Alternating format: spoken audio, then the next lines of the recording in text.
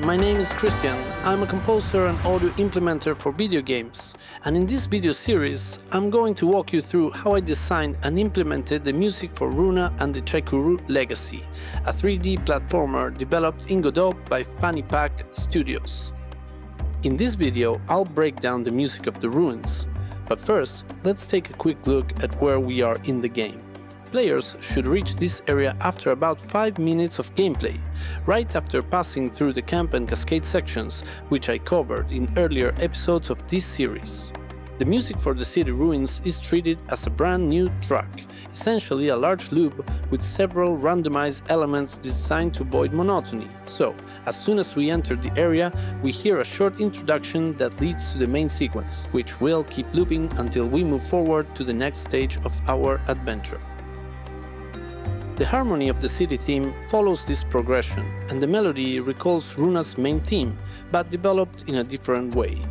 The main city melodies are built from 4 sets of 6 randomized variations, resulting in over 1,000 possible combinations that help the track stay fresh and never feel repetitive. Section B, the bridge, and Section C are also variations of musical sections that were previously heard in the game, although they've been adapted for this new zone. The main idea behind this implementation is to reuse musical material to create a sense of continuity without falling into monotony. Another advantage of composing modular music is that it allows us to reuse and combine pieces rather than creating new tracks from scratch, saving a great deal of production time. This musical structure lasts approximately 4 minutes and keeps looping until we reach the next challenge in the story, the battle against the Stone Axe, where we must recover the seed that lets us advance to the next region of the game. Because the harmony evolves throughout the city ruins section, the combat music includes multiple entry cues, ensuring smooth transitions between harmonic regions and maintaining consistency at the moment of change. So, moving forward, once the battle ends, the music decreases in intensity until we pick up the seed. Then, it transitions to the next musical section, which brings back the structure of the city loop, but this time with a much more energetic rhythmic variation in the percussion and bass line. The harp is introduced here as the main instrument for this new loop, which continues until we open the temple gate. It's important to highlight that the harp is traditionally used in the folk music of the littoral region and Paraguay.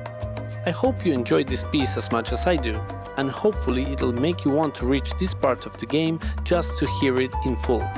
But for now, let's continue our journey to the next area. To keep this video from getting too long, I'm going to skip a part of the game and jump straight to the temple. The temple music revisits the idea introduced in the camp cave, once again centered around E minor. After crossing the point of no return and descending toward the lower platforms from which we can no longer go back, the music adds a layer of strings that foreshadow the upcoming battle. An additional combat remix layer also fades in while enemies are present. In this area, we can once again hear the ronroco, a traditional instrument from the Andean highlands, this time processed with delay effects to create a mystical and magical atmosphere. I had a lot of fun playing this instrument and creating this short loop, which lasts only 2 bars. A loop of this length can easily feel repetitive, but many randomized ronroco variations are triggered during gameplay. Since this section is relatively brief, this makes it possible to transition smoothly and organically into the next musical piece. I don't want to get into technical details and break the flow, but it's worth noting that this stinger recalls the conceptual idea of arriving at the city. Let's move on now to one of my favorite parts of the soundtrack, the Condor Seal variation. Do you remember Runa's theme? Well, this is a variation of that piece. The idea behind it is to bring back the protagonist's melody every time we unlock a new ability.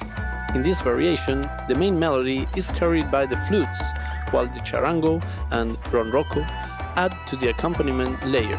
This combination seeks to evoke a sound typical of the Andean region, the Altiplano and Bolivia. The percussion, on the other hand, is reminiscent of reggaeton, an urban genre that fuses Caribbean rhythms, hip-hop and Latin music.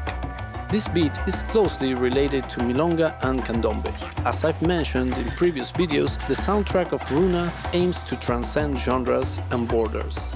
But let's keep going. Once again, when we move down to the lower platforms and can no longer go back on the map, the music starts moving forward again, this time with a transition that gently leads us back to the key of G major. This bridge also helps gradually adjust the intensity of the percussion, easing us into the new mood. The temple's combat section is now behind us, and all that's left is a calm stretch to wrap up this segment of the game. So, I guess this might be a good moment to mention that this musical design was made possible thanks to the integration of Godot with WS. Without this middleware, we probably would have had to come up with an entirely different way to implement the music system.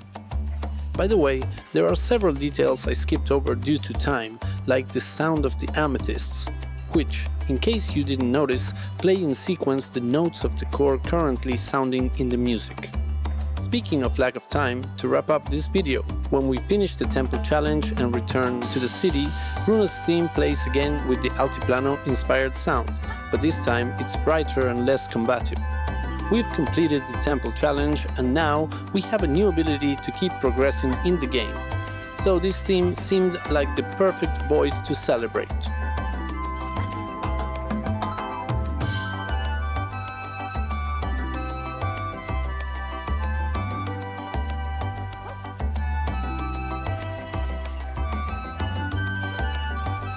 In the next video, I'll be analyzing the next region of the game.